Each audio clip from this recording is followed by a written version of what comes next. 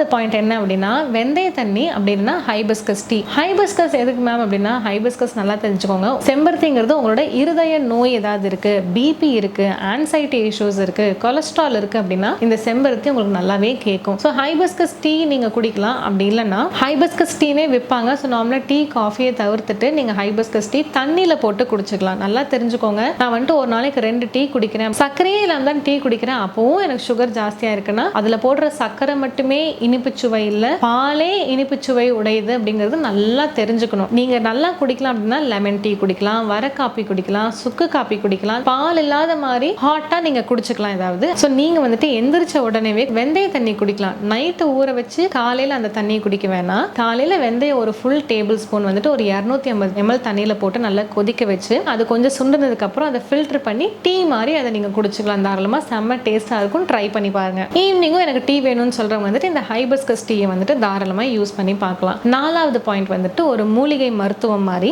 AO tip அப்படின்னு சொல்லுவாங்க. இந்த ஏஓ டிப்னா என்ன அப்படின்னா ஏக்கு பேரு ஆவாரம்பூ, ஓக்கு பேரு ஓறுதல் தாமரை. ஆவாரம்பூ பொடி வந்துட்டு ஒரு 1/2 கிலோ எடுத்துக்கணும். ஓறுதல் தாமரை பொடி வந்துட்டு ஒரு 100 கிராம் எடுத்துக்கணும். ஸோ 5க்கு 1 ரேஷியோ. இது ரெண்டையுமே ஒரே சம்பளத்துல போட்டு நல்லா மிக்ஸ் பண்ணிட்டு காலையில ஒரு ஸ்பூன் உணவுக்கு பின், நைட் ஒரு ஸ்பூன் உணவுக்கு பின் வந்துட்டு நீங்க சாப்பிட்டுட்டே வந்தீங்கன்னா ப்ரீ டயபெட்டிக் ரேஞ்ச்ல இருந்து கொஞ்சம் கம்மியாயிடும். இது கூட நான் சொன்ன உணவு பழக்கத்தையும் கரெக்டா ஃபாலோ பண்ணிக்கோங்க. நான் ஃபர்ஸ்ட் ட்ரை பண்றேன்னு சொல்றவங்க 100 கிராம் ஆவாரம்பூக்கு 20 கிராம் ஓறுதல் தாமரை பொடி போட்டு மிக்ஸ் பண்ணிட்டு ஒரு 10 நாள் யூஸ் பண்ணிட்டு உங்களோட சுகர் வேல்யூஸை பாருங்க. கம்மியா இருந்தது அப்படின்னா இந்த டிப்ஸை நீங்க ஃபாலோ பண்ணிக்கலாம். மேம் இல்ல எனக்கு வந்து கலக்கறதுலாம் ரொம்ப இதா இருக்கும் அப்படின்னா கீழே இருக்கிற நம்பர் கால் பண்ணி ஏஓ டிப் வேணும் அப்படின்னு கேட்டீங்கன்னா அவங்களே உங்களுக்கு அனுப்பி விட்டுருவாங்க வீட்டுக்கு.